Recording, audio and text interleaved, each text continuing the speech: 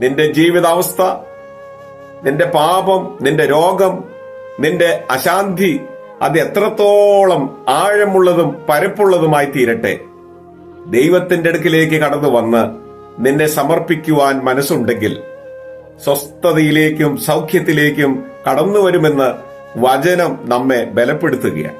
കർത്താവ് ഇവിടെ തന്റെ അടുക്കിലേക്ക് വന്ന കുഷ്ഠരോഗിയോട് ന്യായപ്രമാണത്തിന്റെ ഭാഷയിൽ തന്നെയാണ് സംസാരിക്കുന്നത്.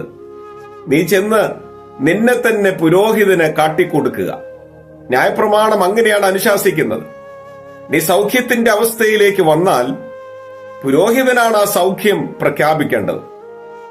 നീ സുഖമായി എന്ന് ഔപചാരികമായി വിളിച്ചു പറയേണ്ടത് പുരോഹിതനാണ്.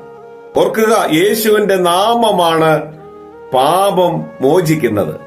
കർത്താവിനാൽ കൈവന്ന ആ സൗഖ്യത്തെ, പാപമോചനത്തെ